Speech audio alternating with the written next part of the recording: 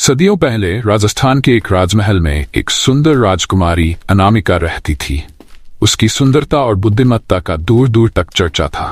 कहा जाता था कि अनामिका ने अपने प्रेमी राजकुमार अर्जुन के साथ किसी को न बताने वाले एक वादे को निभाने के लिए अपने प्राण त्याग दिए थे। उसकी मौत के बाद से राजमहल की दीवारों में एक रहस्यमय सन्नाटा और अजीब सी ठंडक महसूस होने लगी। किंवदंतियों के अनुसार अनामिका की आत्मा आज भी उस राजमहल में भटकती है। वह प्रेम में किए अपने अधूरे वादे को पूरा करने के लिए वापस आती है, लेकिन उसे कभी शांति नहीं मिल पाती। गांव वाले अक्सर कहते हैं कि रात के सन्नाटे में राजमहल से किसी के दर्द भरे विलाप की आवाजें आती है। वीर एक युवा उत्साही और जिज्ञासु व्यक्ति था, जिसे अजीबोगरीब कहानियों में दिलचस्पी थी। जब उसे इस भटकती आत्मा की कहानी के बारे में पता चला तो उसके अंदर का रोमांच जाग गया। उसने अपने दोस्तों अजय और रश्मि को राजमहल में जाने के लिए तैयार किया।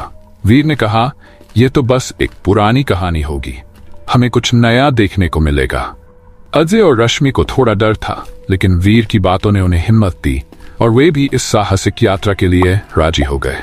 रात के समय तीनों ने राजमहल की ओर बढ़ने का फैसला किया। जैसे ही वे महल के मुख्य द्वार पर पहुंचे, उन्होंने देखा कि महल की ऊंची मीनारों से चांदनी छनकर एक अजीब सी रोशनी फैला रही थी। महल के अंदर घुसते ही उन्हें एक ठंडी हवा का झोंका महसूस हुआ। रश्मि ने धीरे से कहा, यह जगह सचमुच डरावनी है, हमें वापस चलना चाहिए। लेकिन वीर ने उसे तसल्ली दी, हम यहाँ एक रोमांच के लिए आए हैं, वापस जाना अब विकल्प नहीं है। महल के अंदर तीनों ने देखा कि हर ओर धूल और बिखरे हुए टुकड़े थे। तभी अचानक उन्हें ऐसा महसूस हुआ जैसे किसी ने उनके कानों में फुसफुसाया हो। वे तीनों डर गए और चारों ओर देखने लगे, लेकिन वहां कोई नहीं था। अचानक एक कमरे से हल्की सी रोशनी दिखाई दी। वीर ने उस ओर इशारा करते हुए कहा, चलो वहां देखते हैं। वे सभी धीरे धीरे उस कमरे की ओर बढ़े, लेकिन जैसे ही उन्होंने कमरे का दरवाजा खोला, सामने एक घनी छाया थी जो धीरे धीरे उनके पास आ रही थी। जैसे ही छाया करीब आई, तीनों की धड़कनें तेज हो गई। तभी एक आवाज आई, तुम कौन हो जो मेरी शांति भंग कर रहे हो?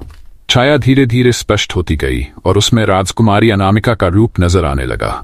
उसकी आंखों में दर्द और पीड़ा की छवि थी। उसने कहा, मैं अनामिका हूं, इस महल की अधूरी कहानी। सदियों से यहां बंद हूं, लेकिन किसी ने मेरी सच्चाई को जानने की कोशिश नहीं की। वीर ने हिम्मत जुटाकर पूछा, राजकुमारी, हम आपकी कहानी जानना चाहते हैं। क्या आप हमें बताएंगी कि आपके साथ क्या हुआ था? राजकुमारी ने एक गहरी सांस ली और कहने लगी, मेरा प्रेम अर्जुन इस राज्य के दुश्मनों से लड़ने गया था। उसने वादा किया था कि वह लौटकर मुझसे विवाह करेगा, लेकिन उसे युद्ध में धोखे से मारा गया और मैंने उसकी प्रतीक्षा करते करते अपने प्राण त्याग दिए। मेरी आत्मा यहाँ इस महल में कैद हो गई क्योंकि मैंने अर्जुन को शांति न मिलने का शाप दे दिया था। अब मैं हर रात उसकी प्रतीक्षा करती हूं, पर वह कभी नहीं आता। वीर ने सोचा कि शायद वह राजकुमारी की आत्मा को मुक्ति दिलाने में मदद कर सकता है। उसने अनामिका से कहा, अगर आपकी आत्मा को शांति मिल जाए तो क्या आप हमें छोड़ देंगी? अनामिका ने धीरे से कहा, यदि तुम मुझे अर्जुन से मिलवा सको तो मैं इस महल से हमेशा के लिए मुक्त हो जाऊंगी। वीर और उसके दोस्तों ने राजकुमारी के लिए एक अनोखी योजना बनाई। उन्होंने अर्जुन की आत्मा को खोजने के लिए एक प्राचीन अनुष्ठान का सहारा लिया, जो महल में छिपे एक कमरे में लिखा था। रात के तीसरे पहर में अनुष्ठान शुरू हुआ। जैसे ही अनुष्ठान पूरा हुआ, एक घनी काली छाया प्रकट हुई। यह अर्जुन की आत्मा थी जो शाप के कारण युगों से भटक रही थी। जैसे ही अनामिका ने उसे देखा, उसकी आंखों में आंसू भर आए। दोनों आत्माओं ने एक दूसरे को देखकर अपने जीवन की अंतिम इच्छा को पूरा किया। जैसे ही अनामिका और अर्जुन एक दूसरे की ओर बढ़े, चारों ओर रोशनी फैली और महल की दीवारें चमकने लगीं। अर्जुन और अनामिका की आत्माएं एक हो गई और महल के आंगन में एक सुंदर कमल का फूल खिल उठा।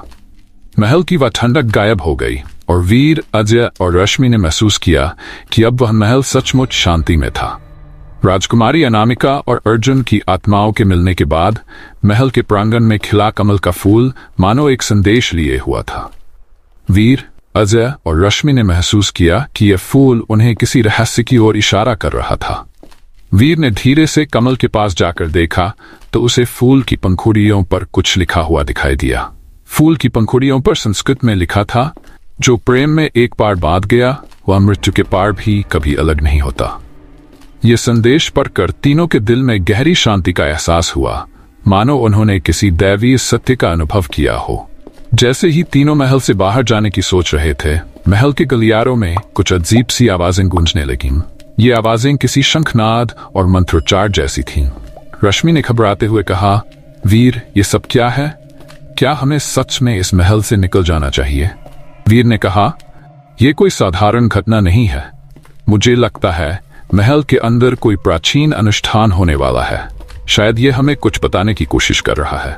तीनों ने एक दूसरे की ओर देखा और फैसला किया कि वे महल में एक आखिरी बार घूमकर देखेंगे कि ये आवाजें कहां से आ रही हैं।